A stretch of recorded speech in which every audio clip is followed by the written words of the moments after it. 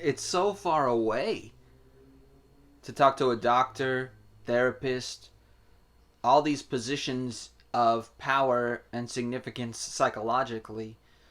Well, our psychology and our mental state and our hearts are not just patterns, are not just makeup that other people that are so far away can anecdote and have philosophy with.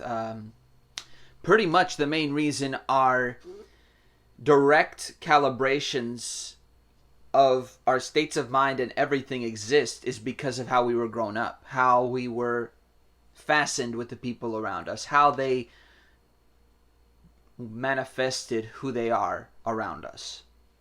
So if we always leave it to the doctor to solve this problem, it won't be solved.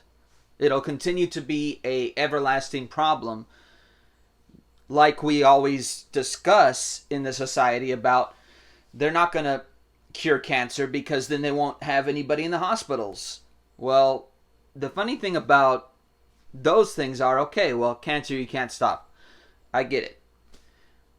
But psychological, mental are things that can be worked on with the people you facilitate with the most. Not the people you go and facilitate with once in a while. Once a week. Nah. It doesn't pay homage to what you are. It doesn't pay homage to what I am as an individual to just go to that person and say, can I fix this problem here? No, I can't, because I'm not talking to the person that is in that. And you decide from those connections, those conversations, where you can go. There's not going to always be people that are interested in going to therapy for that. There's not going to be always people who will go to therapy and even open up.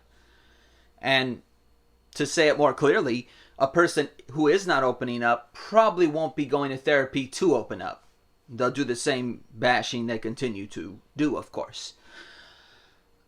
And I think what I've learned is that that's what having therapy, doctors, all these things and continual labels and titles are for.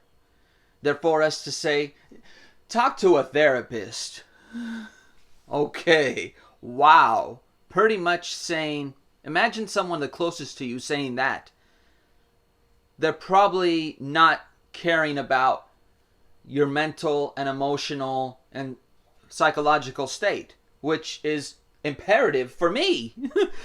It's imperative for every individual in this world to have care and love for those parts of themselves, not only by themselves, but by the significance of those that are closest to them, by the significance of their persons in their lives. And my person in my life cares for all that. And I can tell you personally, my persons, my family in my past life was not that way. And have not been. Including getting messages like, you're gonna die alone, you queer. So, yeah, queer here. And was told that. So, being told that is a hurtful recognition of power trip. And I think that's what talking to people is. That when you go to a therapist, they don't have a power trip over you because they don't have any reason to have power over you. They only have a title and a label, and they're using that in the best way possible. They already have the clues of what to do. An individual in your personal life doesn't have that.